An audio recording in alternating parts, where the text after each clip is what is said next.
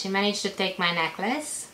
Hi, welcome everyone. Hi, welcome back everyone. I'm just gonna, this is part 2 of the previous video, so I'm gonna jump into it straight and just continue where I left off. All I know is that when I came in the next day at 12 p.m. is when they told me that that my baby is sick. They did an x-ray and she has extremely lot of gas in her tummy, and this is gonna sound so familiar, but yeah, so lots of gas in her tummy. They don't know what causes it. Like, they don't know what causes it. I knew what causes it, and I told them that, look, I know what's causing it. Like, it's the MCT oil in her feed, which I told you. I was so angry. I'm like, I told you guys so many times to stop giving it to her. Look what happened. Anyways, at that point they said that she might get fed again in 24 hours. But then she has to be on an IV until then, and also that they were checking for, she was getting antibiotics no matter what, because whenever a baby preterm baby shows any signs of sickness in the hospital, then that's what they do. They just put them on antibiotics right away, no matter what, and then they collect blood samples, urine samples, and send it out. I did talk about the collecting of the urine sample and how bad it was last time, so I'm not gonna talk about it.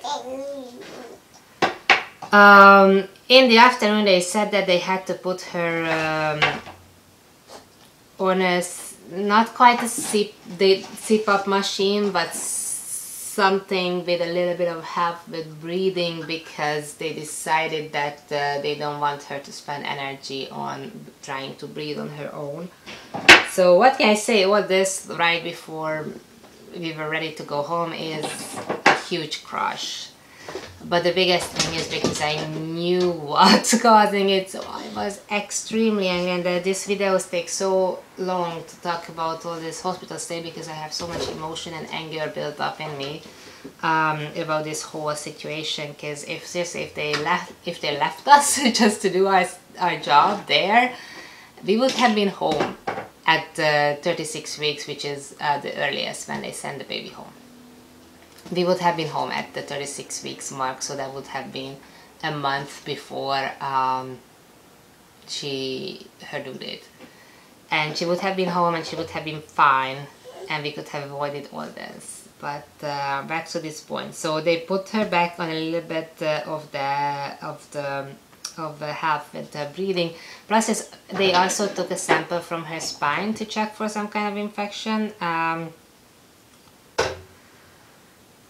And that I just felt so bad at that time that I can't help her. Like, that feeling of being so useless and helpless when she's going through so much pain with all this testing, and just the point of not feeding her, and she's hungry.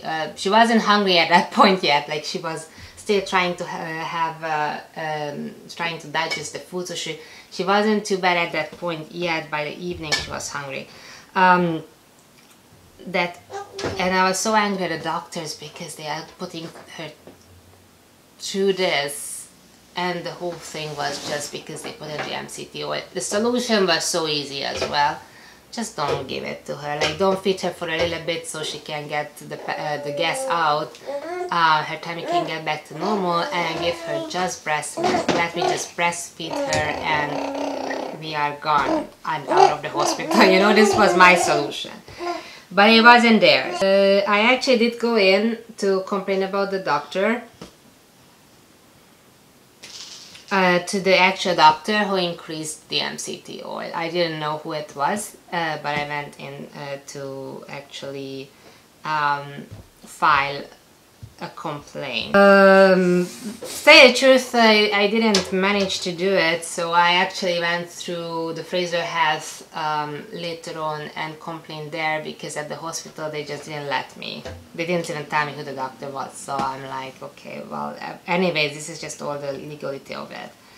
They also put her back into an incubator, and that's just because if they suspect an infection, they put her back in an incubator so she's not coming in touch with air opener and whatnot, I don't know. Anyways, they put her back into the incubator. She actually stayed in the incubator until the point she came home because they didn't have enough big beds.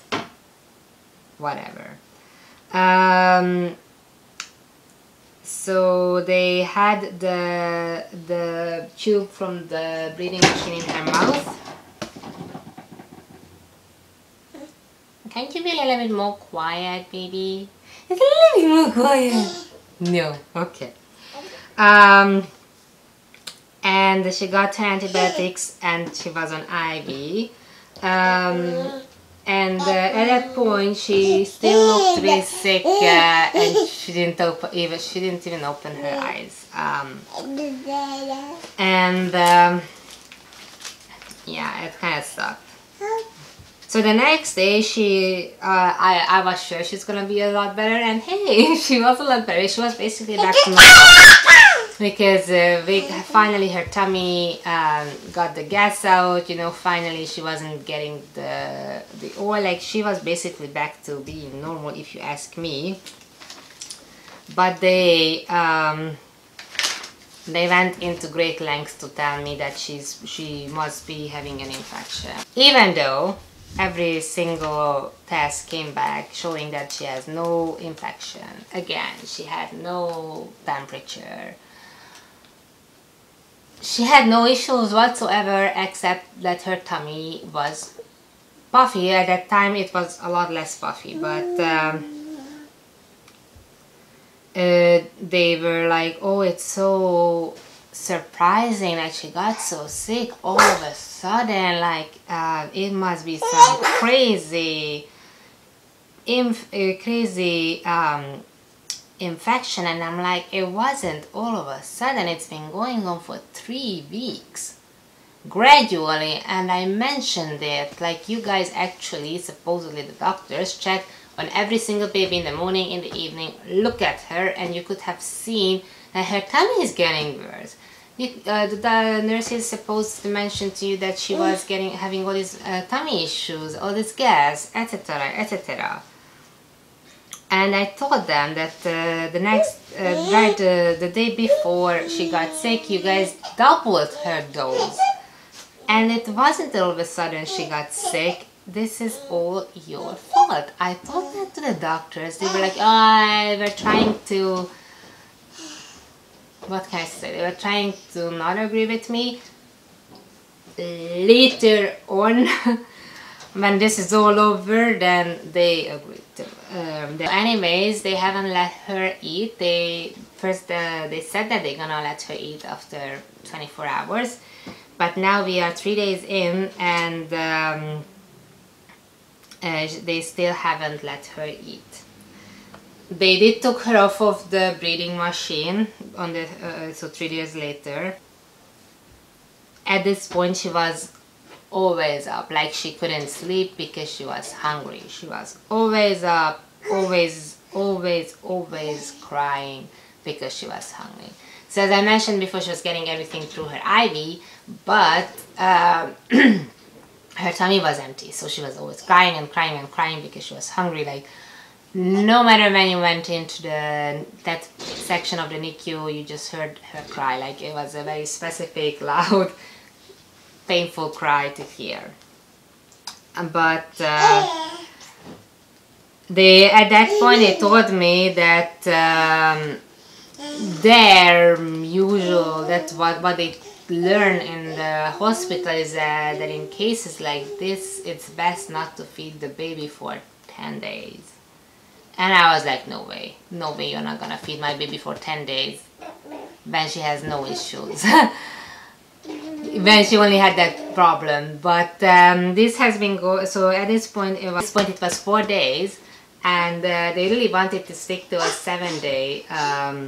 They said, oh, you know what, we should have, according to what we learned in school, it would be going on for 10 days, but because she's doing so well, maybe we let her eat in 7 days, and I'm like, no.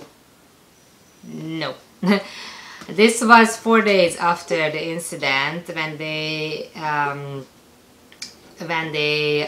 said that maybe they're gonna start feeding her the next day.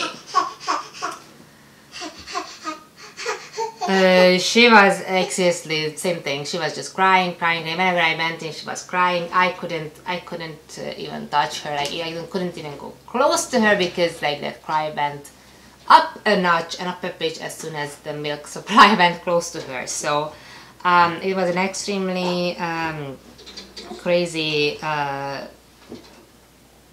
few days because I went in twice a day and all I could do is just like sit back and look at her from far so I don't make her situation worse.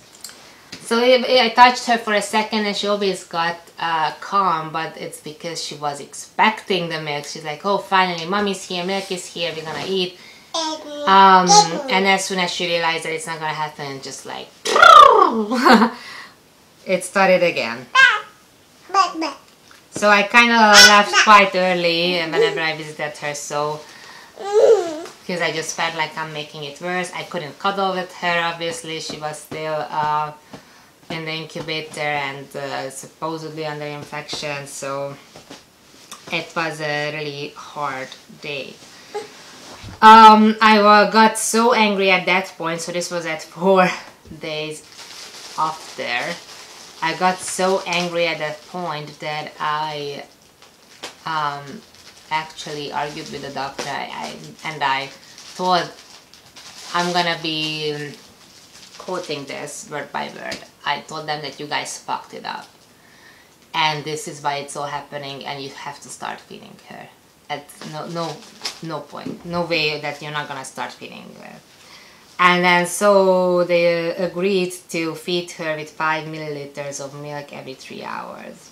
So I'm gonna stop it right there because this is where I want to continue in part 2. So see you there.